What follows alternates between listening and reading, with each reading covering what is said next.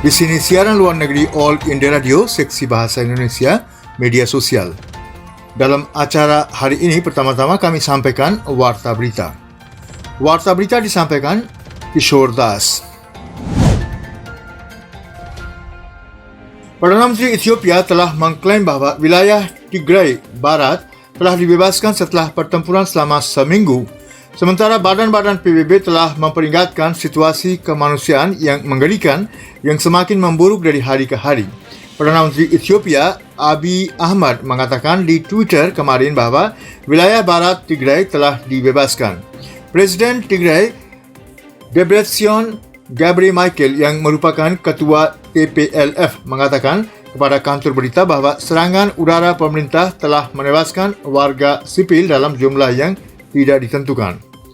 Langkah militer Addis Ababa dimulai setelah berbulan-bulan terjadinya perselisihan antara pemerintah federal dan TPLF.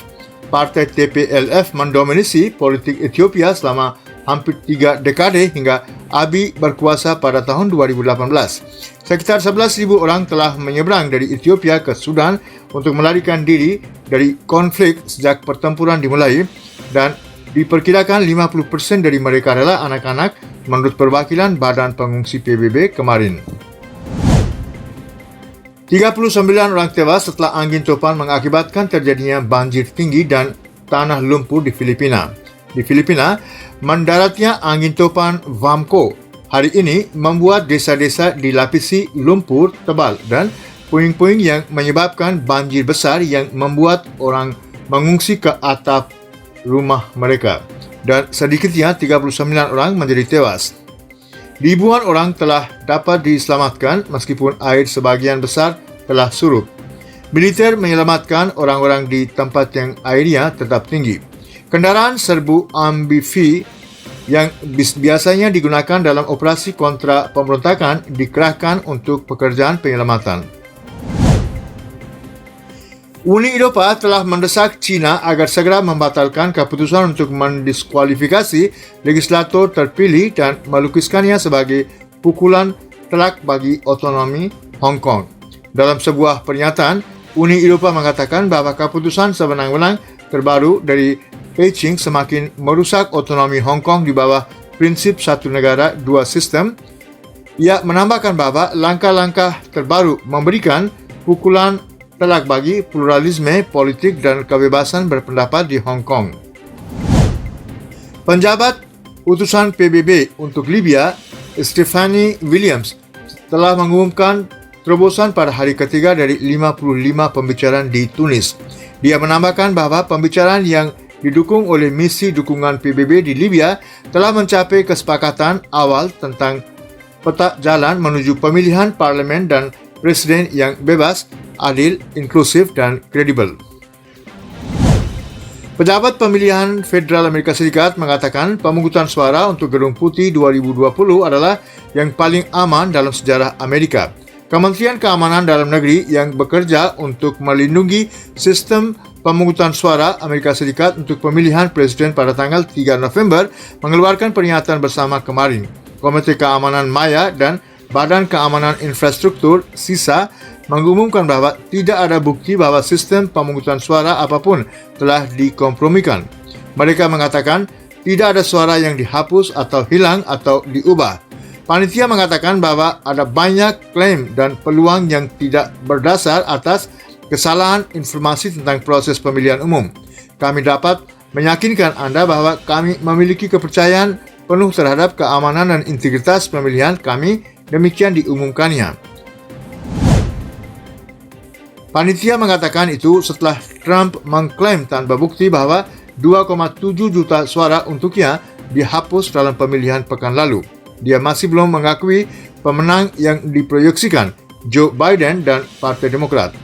Lebih dari 1,1 juta tes COVID-19 dilakukan rata-rata setiap hari dalam 6 minggu terakhir.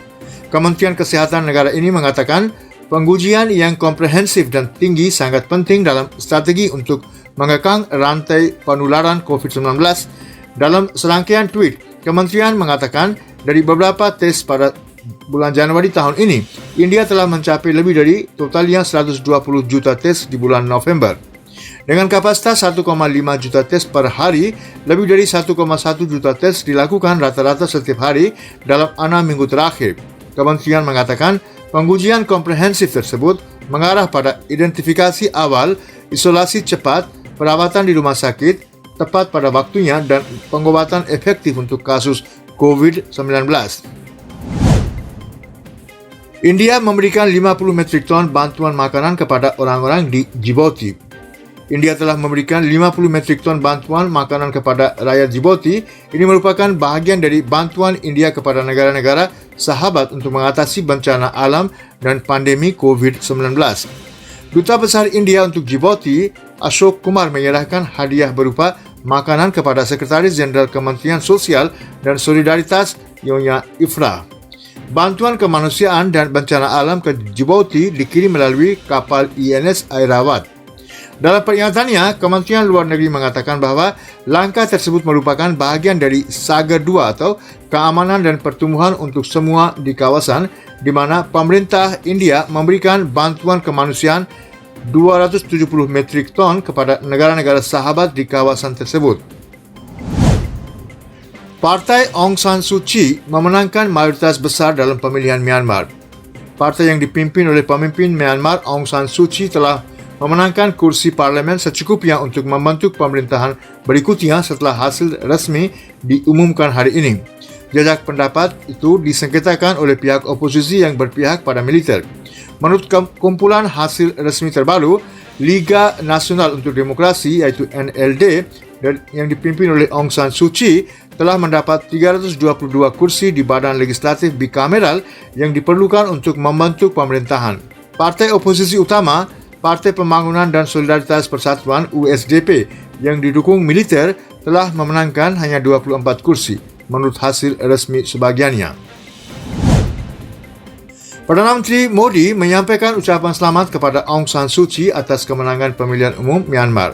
Perdana Menteri Narendra Modi menyampaikan ucapan selamat kepada Aung San Suu Kyi dan partainya Liga Nasional untuk Demokrasi NLD atas kemenangannya dalam pemilihan umum di Myanmar. Dalam sebuah tweet, Perdana Menteri mengatakan bahawa pelaksanaan pemungutan suara yang berhasil adalah langkah lain dalam peralihan demokrasi yang sedang berlangsung di Myanmar. Modi mengatakan bahawa dia berharap dapat terus bekerja dengannya untuk memperkuat ikatan persahabatan tradisional antara kedua negara.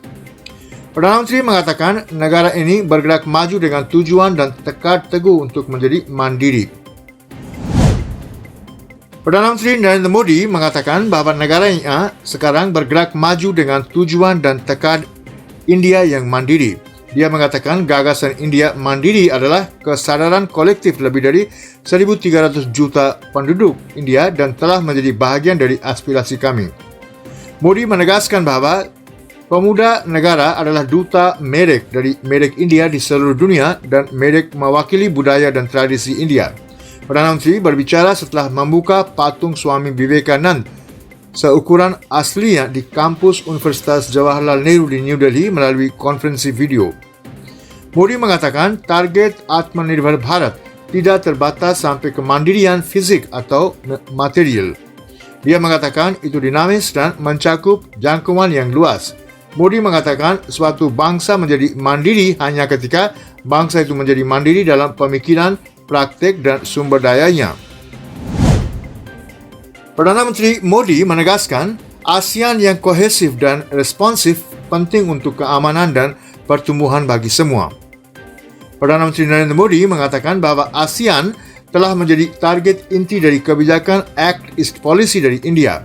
Berbicara pada KTT ASEAN India ke-17 kemarin malam, Modi menekankan bahawa India percaya bahawa ASEAN yang kohesif dan responsif adalah penting untuk keamanan dan pertumbuhan bagi semua. Ia mengatakan kemitraan India dan ASEAN saling terkait dengan tradisi dan geografi. Perdana Menteri mengatakan meningkatkan konektivitas di semua lini antara India dan ASEAN baik fisik, ekonomi, sosial, digital, keuangan, maritim merupakan prioritas utama India. Dia menambahkan bahawa India dan ASEAN telah semakin dekat di semua bidang ini dalam beberapa tahun terakhir. Dalam pengarahan media malam ini, Sekretaris Timur Kementerian Luar Negeri Riva Ganguly Das mengatakan Perdana Menteri Modi menyambut baik inisiatif ASEAN untuk memerangi pandemi COVID-19 dan mengumumkan kontribusi $1 juta untuk dana respons ASEAN COVID-19. Dia mengatakan Perdana Menteri telah menekankan pada peningkatan hubungan ASEAN-India yang kuat dalam perang melawan pandemi. Sekian saudara pendengar warta berita dari siaran luar negeri All India Radio, seksi bahasa Indonesia media sosial.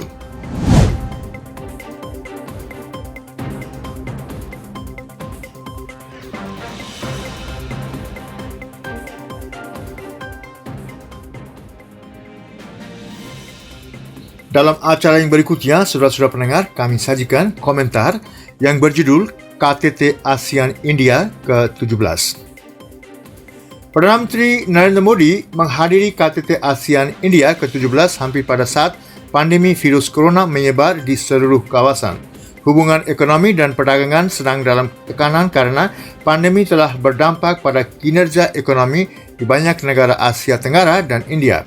Dalam konteks ini, Perdana Menteri Modi menekankan pada inisiatif konektivitas antara India dan ASEAN dalam semua bentuknya, baik fisik, sosial, digital, finansial maupun maritim.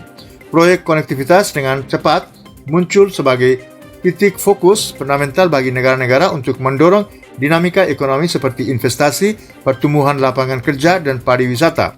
Dengan menawarkan jalur kredit senilai $1 miliar AS untuk proyek konektivitas ASEAN, India telah menawarkan komitmen keuangan yang substansial untuk janjinya yang menegaskan keinginan New Delhi yang semakin besar untuk meningkatkan konektivitas di antara negara-negara ASEAN dan antara India dan ASEAN. Pandemi virus corona telah mengungkap kerentanan dalam realitas ekonomi kawasan saat ini seperti ketergantungan pada satu rantai pasokan. Kebutuhan untuk mendiversifikasi rantai pasokan dan meningkatkan ketahanannya telah menjadi prioritas utama negara-negara Asia dan sangat penting untuk mencapai pemulihan ekonomi pasca COVID di negara-negara di kawasan tersebut. Ini harus mengarah pada prakarsa perdagangan dan investasi antara India dan ASEAN, dan dengan demikian kebutuhan untuk memiliki kebijakan yang kohesif menuju integrasi ekonomi kawasan. Hal ini tercermin dalam dorongan untuk memajukan kemitraan ASEAN-India untuk perdamaian, kemajuan dan kesejahteraan bersama untuk periode tahun 2021 sampai 2025. Rencana aksi ASEAN-India untuk periode tersebut untuk mengimplementasikan tujuan dari inisiatif ini diadopsi dalam KTT Maya dan akan berperan dalam memperkuat berbagai kerjasama di bidang politik, keamanan, maritim, transnasional dan kontraterorisme dan ekonomi, keuangan, energi, transportasi, pangan, pertanian, kehutanan, teknologi informasi dan komunikasi, ilmu pengetahuan dan teknologi, pariwisata, dan konektivitas. KTT juga melihat India berbagi keyakinannya bahwa perlunya sinergi antara kebijakan nasional dan regional India dan ASEAN.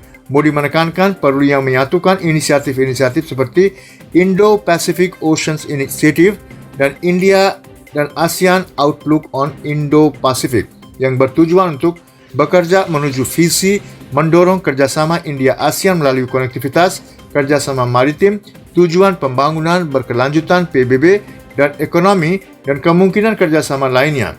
Akibatnya, inisiatif Samudra Indo-Pasifik India bertujuan untuk menciptakan ranah maritim yang aman dan terjamin di mana tantangan strategis yang muncul menimbulkan tantangan baru tidak hanya bagi India tetapi juga bagi negara-negara ASEAN. Oleh karena itu, diperlukan kawasan Indo-Pasifik agar stabil. Ini akan membutuhkan India dan negara-negara ASEAN untuk bekerja sama secara erat menghadapi tantangan bersama dan menciptakan jalan untuk memiliki konektivitas dan kerjasama di bawah sistem berbasis aturan, terutamanya di kawasan tersebut. Karena pandemi mengekspos banyak garis patahan di kawasan ini, rencana aksi memiliki bahan yang tepat untuk memungkinkan India dan ASEAN menggunakan mekanisme mereka untuk terlibat dalam cara yang lebih terkoordinasi baik dalam bidang ekonomi maupun politik dan keamanan. KTT India-ASEAN telah sangat menyatakan keinginan India untuk bekerja sama secara erat dengan negara-negara ASEAN dan sentralitas kawasan dalam inisiatifnya. Kepentingan strategis India adalah menjaga kawasan ASEAN agar tetap stabil dan aman, terutamanya Laut Cina Selatan. Itu membutuhkan keterlibatan melalui inisiatif Samudra Indo-Pasifik dengan ASEAN. Menyelaraskan tujuan kebijakan ASEAN dengan kebijakan India menjadi penting. Keterlibatan kerjasama yang luas memungkinkan keamanan ekonomi dan maritim bagi negara dan platform untuk membahas dan mencapai pemahaman bersama tentang masalah-masalah seperti tatanan berbasis aturan dan Indo-Pasifik yang bebas dan terbuka. Visi India untuk kawasan Indo-Pasifik membayangkan banyak keterlibatan di bidang politik, ekonomi, dan keamanan yang tetap inklusif dan pluralistik. Kemakmuran bersama bukanlah kata-kata yang ramai tetapi didukung oleh inisiatif kebijakan dan kemauan politik yang konkret. Karenanya, KTT Maya ASEAN India menunjukkan komitmen India kepada dunia dan upaya New Delhi dalam mengajukan kebijakan yang lebih terkoordinasi untuk kawasan tersebut. Sekian.